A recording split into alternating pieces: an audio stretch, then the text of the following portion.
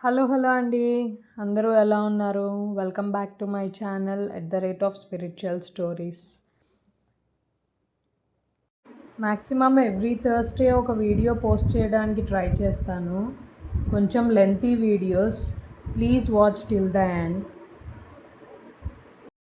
If you like my videos, please like, share and subscribe to my channel.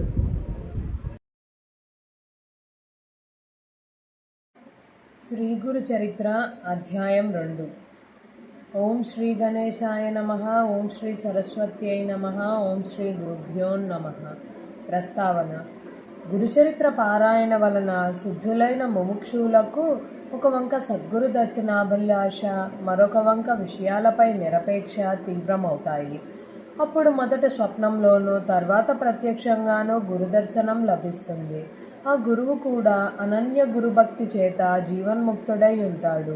అట్టి సద్గురువు తారసిల్లినప్పుడు మన హృదయం ఆయనను నిస్సందేహంగా గుర్తిస్తుంది.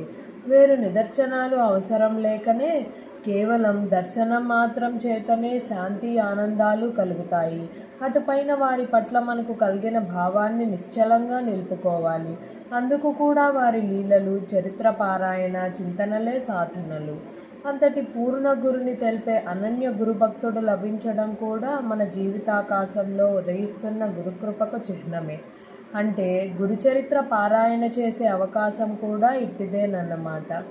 ఈ అధ్యాయంలోని గురుసేవ వృత్తాంతం కల్పితం కాదు. శ్రీ షిరిడి సాయినాథుని గురుసేవ అక్షరాల అలానే ఉండడం గమనార్హం. సద్గురు సేవ అనుగ్రహం వలన సత్శిష్యుడు క్షణంలో వేదాంగ పారంగతుడు అవ్వచ్చని, అతనికి సకల సిద్ధులు ప్రాప్తిస్తాయని పతంజలి మొదలగు మహర్షులు వ్రాసిన యోగశాస్త్ర గ్రంథాలు, శ్రీ గురు గీత కూడా చెబుతున్నాయి. శ్రీ అక్కల్కోట్ స్వామి, తాజుద్దీన్ బాబా మొదలగు వారి చరిత్రలలో కూడా ఇందుకెన్నో తార్కాణాలు చూడవచ్చు.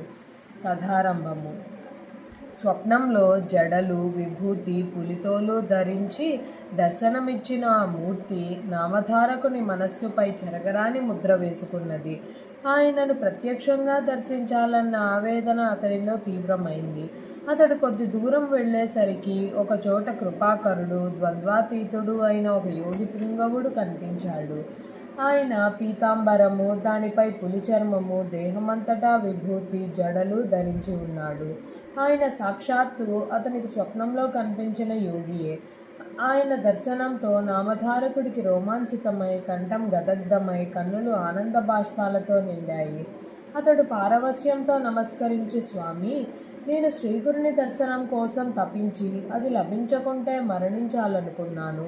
కానీ స్వప్నంలో మీ దర్శనం అవ్వగానే నా హృదయంలో సంతోషం ఉప్పొంగింది కనుక నా దుఃఖం పోగొట్టగలవారు మీరేనని స్పష్టమైంది. స్వామి, నాకు తల్లి, తండ్రి, భయహారకుడు, పోషకుడు, ఆచార్యుడు అన్నీ మీరే.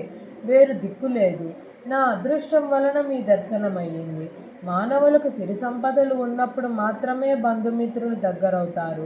ఆపత్ సమయంలో అందరూ వదిలిపెడతారు.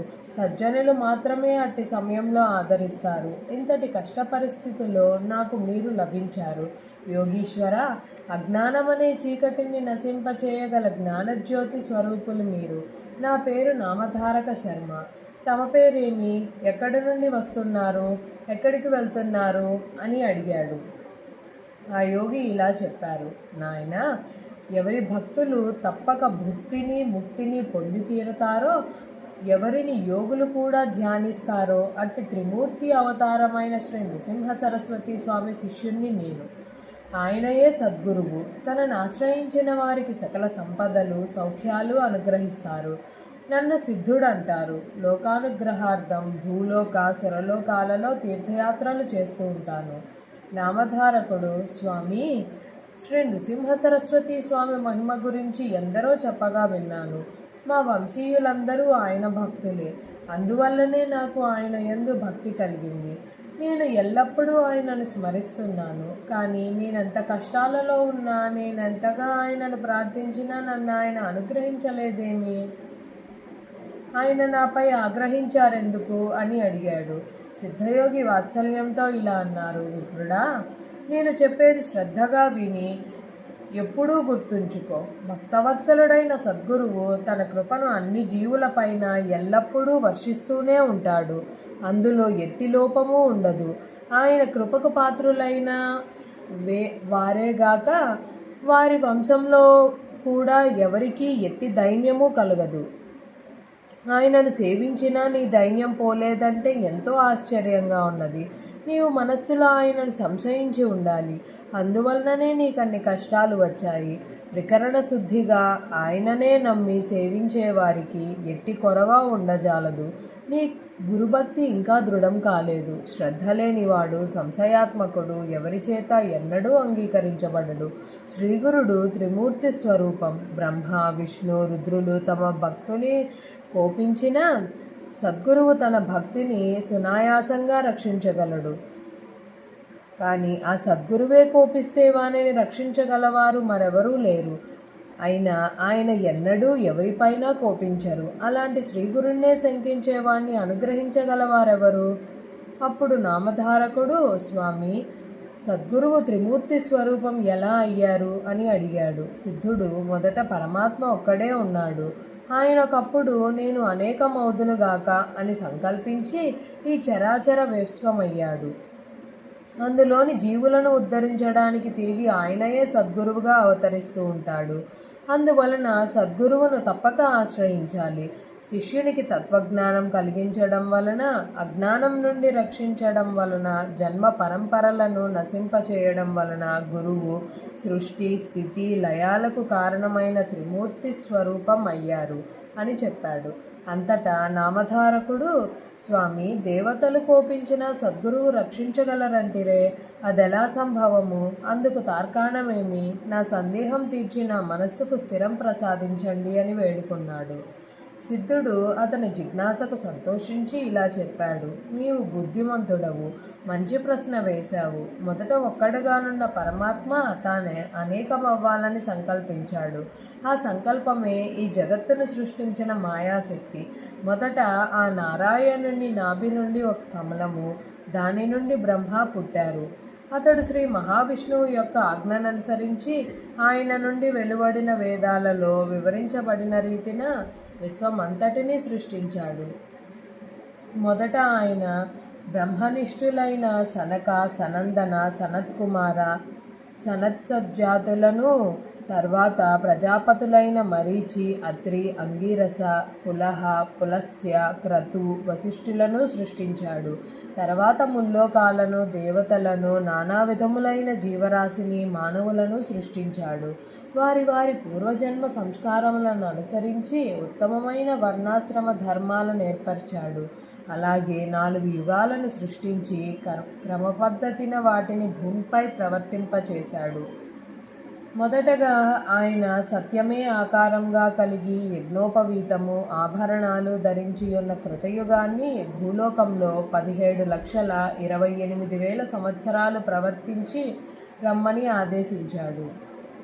జ్ఞాన వైరాగ్యాలు ఈ కృతయుగ లక్షణాలు. అది పూర్తయ్యాక ఆయన దృఢమైన శరీరం కలిగి ఉండి చేతిలో యజ్ఞ సామాగ్రి ధరించిన త్రేతాయుగాన్ని పిలిచి భూమిపై 12,96,000 సంవత్సరాలు తన ధర్మాన్ని ప్రవర్తింపచేయమని ఆదేశించాడు. అందుకే ఆ యుగంలో అందరూ ధర్మశాస్త్రం ఎరిగి యజ్ఞయాగాదులను అనుష్ఠించారు. అటు తర్వాత బ్రహ్మ ఖడ్గము, మంచం కోడు, ధనుర్బాణాలు ధరించిన ద్వాపర యుగాన్ని పిలిచి భూమిపై 8,64,000 సంవత్సరాలు తన ధర్మాన్ని ప్రవర్తింపచేయమని ఆదేశించాడు. అందుకే ఆ యుగంలో శాంతి, ఉగ్రత్వము, దయ, కాఠిన్యము మొదలగు పరస్పర విరుద్ధములైన గుణాలతో మానవులు జీవించారు. అటు తర్వాత బ్రహ్మదేవుడు కలిపురుషుని పిలిచాడు. ఈ కలిపురుషుడు మలినుడు. తగువులంటే అతనికి ఎంతో ఇష్టం. కలి అంటేనే తగువు అని అర్థం. అతడు క్రూరుడు, వైరాగ్యమే లేనివాడు. పవిత్రత అంటేనే గిట్టనివాడు. అతడు తన ఎడమ చేతితో తన మర్మావయాన్ని, కుడి చేతితో నాల్కను పట్టుకొని ఆనందంతో గంతులు వేస్తూ వచ్చాడు.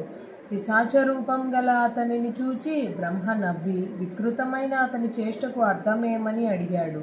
కలిపురుషుడు, నేను మానవులందరినీ కామకులుగాను జిహ్వా చాపల్యం గలవారుగాను చేసి వారు ఉత్తమ గతి పొందకుండా చూస్తానని ప్రతిజ్ఞ పూనాను. అదే నా ఈ చేష్టకు అర్థం అన్నాడు.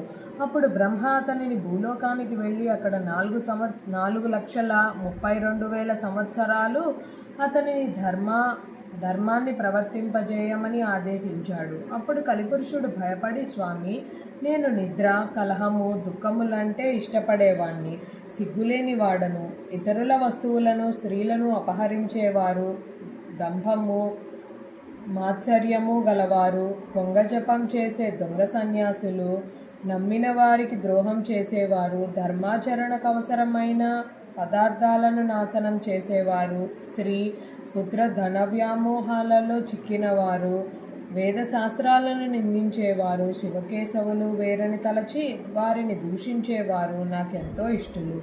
పుణ్యకార్యాలు చేసేవారు, ధర్మాన్ని పాటించేవారు నాకు శత్రువులు. ఎందరో ధర్మపరులున్న భూలోకానికి నేనెలా వెళ్ళగలను?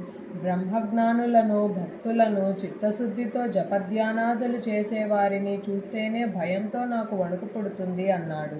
అప్పుడు బ్రహ్మ, కలి, నీవు భూలోకంలో ధర్మమాచరించే వారిని విడిచిపెట్టి తదితరులలో అధర్మాన్ని అనుసరించి వారిని లోభపరుచుకొని నీ ధర్మాన్ని ప్రవర్తింపచేయి. శివకేశవులొక్కరేనని తెలిసి పూజించేవారిని, తల్లి తండ్రి గురువులను సేవించేవారిని, కాశీలో నివసించేవారిని, గోవు తులసి మొదలగు వాటిని పూజించేవారిని, వేదశాస్త్ర పురాణ స్మృతులను ఆసక్తితో విని వివేకం పొంది ధర్మమాచరించే వారిని నీవు బాధించవద్దు. ప్రత్యేకించి గురుసేవయందు దీక్ష వహించిన వారిని, గురుభక్తులను నీవేమీ చేయలేవు. నీవు వారిని బాధించవద్దు. భూలోకంలో మిగిలిన వారందరూ నీవక్కడ ప్రవేశించగానే నీకు లోబడి ప్రవర్తించగలరు అని చెప్పాడు. కలిపురుషుడు, స్వామి, గురువంటే ఎవరు? అతని గురించి మీరు ప్రత్యేకించి చెబుతున్నారే, అతని గొప్పతనం ఏమిటి అని అడిగాడు. బ్రహ్మ ఇలా చెప్పాడు. గురువు త్రిమూర్తుల స్వరూపం. ఆయనయే బ్రహ్మ, విష్ణువు, మహేశ్వరుడు. అందువలన గురువు సంప్రీతుడైతే త్రిమూర్తులు తృప్తి చెందుతారు. గురువు కోపించిన వారిని ఆ త్రిమూర్తులలో ఏ ఒక్కరూ రక్షించలేరు. గురువు తన శిష్యునికి తత్వం ఉపదేశించి పాపము నశింపచేసి అతని యందు బ్రహ్మజ్ఞానం కలిగించి అతనిని శాశ్వతంగా దుఃఖం నుండి తరింపచేస్తాడు. అలానే గురువు సంప్రీతుడైతే త్రిమూర్తులు సంప్రీతులవుతారని, త్రిమూర్తులలో ఏ ఒక్కరూ సంప్రీతులైనా గురువు సంప్రీతుడు కాకపోవచ్చు. కనుక ఎవడు శాస్త్రానుసారం గురువును సేవించి ఆయన ప్రీతికి పాత్రుడవుతాడో అట్టి శిష్యుడు తానే బ్రహ్మ అవుతాడు. అతనికి తీర్థయాత్రలు, వ్రతాలు, తపస్సు చేసిన ఫలితమంతా గురుసేవ వల్లనే లభిస్తుంది. గురువు వల్లనే శిష్యునికి వర్ణాశ్రమ ధర్మాలు, సదాచారము, సద్వివేకము, కర్మాచరణ, భక్తి, వైరాగ్యము, ముక్తి కూడా లభిస్తాయి. గురువు లేనిదే మోక్షం లభించదు. కారణం, గురువు లేనిదే శాస్త్రశ్రవణము, తత్వశ్రవణము లభించవు. అవి లభించకుంటే మానవులకు నీ వలన భయం తప్పదు. శాస్త్రాలు స్వయంగా చదువుకుంటే అర్థమయ్యేవి కావు. శాస్త్రాలను సార్థకమైన రీతిని వివరించడం సద్గురువుకు మాత్రమే సాధ్యం. అందుకే ఆయన జ్ఞానజ్యోతి స్వరూపము. సద్గురువు సేవ వలన సర్వము సిద్ధిస్తుంది. అందుకు తార్కాణం చెబుతాను విను. పూర్వం గోదావరి తీరంలో అంగీరస మహర్షి ఆశ్రమంలో అనేక మంది సద్బ్రాహ్మణులు వ్రతదీక్ష పూనినారు. తపస్సులు ఉండేవారు. వారిలో పైలుని కుమారుడు వేదధర్ముడనే ముని ఉండేవారు. ఆయనకు ఎందరో శిష్యులు ఉండేవారు. ఒకసారి ఆయన తన శిష్యుల భక్తి శ్రద్ధలను పరీక్షించదలచి అందరినీ పిలిచి ఇలా అన్నారు. నా పూర్వజన్మ పాపాలలో ఎక్కువ భాగం ఈ జన్మలో తపస్సుతో నశింపజేసుకున్నాను. మిగిలి ఉన్న కొంచెము అనుభవిస్తే కానీ తీరదు. ఒకవేళ దానిని నా తపశ్శక్తితో పోగొట్టుకున్నా అది నా మోక్షానికి విఘ్నం కలిగిస్తుంది. అందువలన నేను సర్వపాపహరమైన కాశీనగరానికి వెళ్ళి ఆ కర్మశేషం అనుభవించి దాన్ని నశింపజేసుకుంటాను. అక్కడ నా పూర్వపాపాన్ని అనుసరించి గలత్కుష్టు రోగిని, కుంటివాడిని, గుడ్డివాడిని అయ్యి 21 సంవత్సరాలు కర్మఫలం అనుభవిస్తాను. అంతకాలము అక్కడ నాకు తోడుగా ఉండి సేవ చేయగలవారు మీలో ఎవరున్నారు? గురుసేవలో లోపం వస్తే ఏమి ప్రమాదమోనన్న భయంతో శిష్యులంతా మౌనం వహించారు. దీపకుడనే శిష్యుడు ఆయనకు నమస్కరించి, స్వామి, మోక్షానికి విఘ్నం కలిగించే పాపశేషం ఉంచుకోరాదు. కానీ మీరు అనుమతిస్తే మీ బదులు ఆ పాపం నేననుభవించి మీకు సేవ చేస్తాను, అనుగ్రహించండి అని విన్నవించుకున్నాడు. అప్పుడు ఆ గురువు సంతోషించి, ఈ పాపం నేను అనుభవించవలసిందే, వేరొకరు అనుభవిస్తే తీరదు. రోగి కంటే అతనికి సేవ చేసేవారి కష్టమే ఎక్కువ. అందుకు ఇష్టమైతే నీవు నాతో కూడా రావచ్చు అన్నారు. దీపకుడు అంగీకరించి గురువును కాశీకి తీసుకువెళ్ళాడు. అక్కడ వేదధర్ముడు మణికర్ణికా ఘట్టంలో స్నానం చేసి మణికర్ణికకు నమస్కరించి విశ్వనాథుని పూజించాడు. అటు తర్వాత కంబలాశ్వతర ప్రదేశంలో దీపకుడు నిర్మించిన కుటీరంలో నివసించసాగాడు. వెంటనే ఆయనకు గలత్కుష్ఠరోగము, కుంటితనము, గుడ్డితనము వచ్చాయి. ఆయన శరీరమంతా కుష్ఠరోగంతో కుళ్ళిపోయి పురుగులు పడి దుర్వాసన కొట్టసాగింది. దానికి తోడు మతిస్థిమితం కూడా తప్పింది. సహజంగా ఎంతో ప్రేమమూర్తి అయిన ఆ ముని ఎంతో క్రూరంగా ప్రవర్తించసాగాడు. దీపకుడు మాత్రం తన గురువు సాక్షాత్తు విశ్వనాథుడని విశ్వసించి నిత్యము ఆయన శరీరం శుభ్రం చేసి సర్వోపచారాలతో పూజ చేసి అన్నం తెచ్చి పెడుతుండేవాడు. ఆ ముని మాత్రం అతనిని ఎన్నో రీతుల బాధిస్తుండేవాడు. అతడు మంచి అన్నం తెచ్చినా కూడా కొంచెమే తెచ్చాడని కోపించి ముని దానిని నేలపై విసిరి కొట్టేవారు. దీపకుడు ఎక్కువగా భోజనం తెచ్చినప్పుడు ఆయన దానిని రుచి చూచి బాగలేదని విసిరికొట్టి రుచికరమైన భోజనం తెచ్చి పెట్టమని వేధించేవారు. ఒకప్పుడు ప్రేమతో, అబ్బాయి, నీవు ఉత్తమ శిష్యుడివి, నా కోసం నీవెంతో కష్టపడుతున్నావు అని లాలించేవారు. కానీ మరుక్షణమే కోపించి, దుర్మార్గుడా, నీవు నన్నెంతో పీడిస్తున్నావు, నీవు వెళ్ళిపో, నా శరీరంలో దుర్వాసన పోయేలా కడగడం లేదు, అందువలన ఈగలు నన్ను కుడుతున్నాయి, తోలకుండా చూస్తావేమి అని కసురుతారు. దీపకుడు ఆ పని చేయబోతే ఆయన, దుష్టుడా, ఆకలితో నా ప్రాణం పోతున్నది, ఇంకా భిక్షకు పోయి అన్నం తీసుకురాలేదేమి అని తిట్టేవారు, కొట్టేవారు. దీపకుడు మాత్రం కొంచెం కూడా చలించలేదు. పాపం ఎక్కువగా ఉన్నవారికి కష్టాలతో పాటు దుష్టత్వం కూడా కలుగుతుందని తెలుసుకొని దీపకుడు గురువును భక్తితో సేవిస్తున్నాడు. గురువే సకల దేవతా స్వరూపమని నమ్మిన అతడు కాశీక్షేత్రయాత్ర కూడా చేయక, అతడి దేవతలను కూడా దర్శించక గురుసేవలోనే లీనమయ్యాడు. అతడెవరితోనూ మాట్లాడేవాడు కాదు, తన శరీరానికి కావలసిన పనులు కూడా చూసుకునేవాడు కాదు. ఒకనాడు కాశీ విశ్వనాథుడు అతని గురుభక్తికి మెచ్చి దర్శనమిచ్చి వరం కోరుకోమన్నాడు. అతడు తన గురుదేవుని అనుజ్ఞ లేకుండా ఎట్టి వరమూ కోరలేనన్నాడు. తన గురువు వద్దకు వెళ్ళి వారి వ్యాధి తగ్గేలా తాను వరం కోరుకోవడం ఆయనకు ఇష్టమేనా అని వేదధర్ముణ్ణి విచారించాడు. అప్పుడు ఆయన, ఏమిరా, నా సేవ చేయడం నీకంత కష్టంగా ఉందా? నా కోసం నీ వెట్టి వరమూ కోరుకోనక్కర్లేదు. వరం వలన ఈ రోగం పోగొట్టుకుంటే దానిని మరొక జన్మలో అనుభవించవలసి వస్తుందని శాస్త్రం చెబుతోంది. కనుక నేను ఈ జన్మలోనే ఈ పాపం అనుభవించి నా మోక్షానికి ఆటంకం తొలగించుకుంటాను అని చెప్పారు. కాశీ విశ్వనాథుడు దీపకుని ద్వారా ఆ విషయం తెలుసుకొని నిర్వాణ మండపానికి వచ్చి దేవతలందరి సమక్షంలో ఆశ్చర్యంతో ఆ విషయం విష్ణుమూర్తితో చెప్పాడు. విష్ణుమూర్తి ఆనందించి ఆ గురు శిష్యులను చూడడానికి వెళ్ళాడు. ఆయనను చూడగానే దీపకుడు నమస్కరించి, స్వామి, వరాలు కోరి మీకోసం తపస్సు చేస్తున్న వారిని ఉపేక్షించి మిమ్మల్ని ఎన్నడూ సేవించని నాకు దర్శనమిచ్చారేమి అని అడిగాడు. విష్ణుమూర్తి, నాయనా, గురువును భక్తితో సేవిస్తే నన్ను సేవించినట్లే. అట్టి శిష్యోత్తమునకు నేను అధీనుడను. తల్లిదండ్రులను, విద్వాంసులను, విప్రులను, తపస్సులను, యతులను పూజించేవారు పతియే దైవమని విశ్వసించి అతనిని సేవించే పతివ్రతలు కూడా నన్ను సేవించిన వారే అవుతారు అని చెప్పి వరం కోరుకోమన్నాడు. దీపకుడు ఆయనకు నమస్కరించి, గురువే సకల దేవతా స్వరూపమని, సకల తీర్థ స్వరూపి అయిన వేదాలు, శాస్త్రాలు చెబుతున్నాయి. మీరిచ్చే వరం గురువు ఇవ్వగలడు కదా అన్నాడు. శ్రీమన్నారాయణుడు, మేమిద్దరము ఒక్కటే, మా ఇద్దరి సంతోషం కోసం వరం కోరుకో, నేను అది ప్రసాదించి ఎల్లప్పుడూ నీ అధీనంలోనే ఉంటాను అన్నాడు. దీపకుడు, స్వామి, అలా అయితే నా గురుభక్తి నిరంతరం వృద్ధి చెందేలా అనుగ్రహించండి అని కోరాడు. విష్ణువు సంతోషించి, నీవు గురుసేవ వలన తరించావు. నీవు ఈ లోకంలోనే బ్రహ్మానందం పొందగలవు. నీవు ఎల్లప్పుడూ నీ గురుదేవుణ్ణి ఇలానే సేవిస్తూ ఉండు. వేదము, వేదాంగాలు, వేదాంత వాక్యాలు అర్థం తెలుసుకొని గురువే పరమార్థమని, పరబ్రహ్మమని తెలుసుకొని గురువుని ఎవరైతే సేవిస్తారో వారికి దేవతలందరూ వశమవుతారు. నిరంతరం సద్గురువును సేవించేవారు కూడా లోకపూజ్యులే. త్రిమూర్తులమైన మా అనుగ్రహం వల్లనే మానవులకు సద్గురు సేవ లభిస్తుంది అని చెప్పి విష్ణువు అంతర్ధానమయ్యాడు. తరువాత దీపకుడి సంగతి చెప్పకముందే వేదధర్ముడు జరిగినదంతా చెప్పి దీపకుని గురుభక్తికి మెచ్చి, చిరంజీవ, నీవు కాశీలో నివసించు. అష్టసిద్ధులు నవనిధులు నిన్ను సేవిస్తూ ఉంటాయి. నిన్ను స్మరించిన వారి కష్టాలు కూడా నశిస్తాయి అని ఆశీర్వదించి వెంటనే ఆరోగ్యవంతులయ్యారు.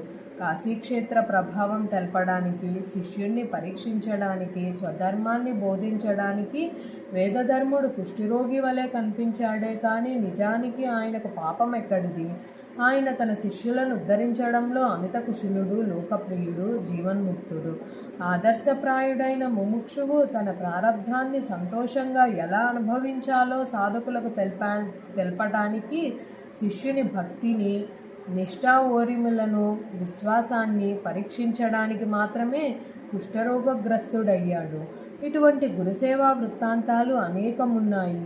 ఇవి చెప్పేవారి దోషాలను, వినేవారి పాపాలను కూడా పోగొడతాయి. ఓ కలిపురుష, కలియుగం ఆరంభం అవ్వవలసి ఉన్నది కనుక నీవు భూలోకానికి వెళ్ళు. కానీ సద్గురు భక్తుని నీవు కంటితోనైనా చూడవద్దు సుమా అని బ్రహ్మదేవుడు ఆదేశించాడు. అది విని కలిపురుషుడు ఆయనకు నమస్కరించి భూలోకానికి వెళ్ళాడు. గురువు యొక్క మహిమ ఇంతటిదని చెప్పడానికి వీలవుతుందా?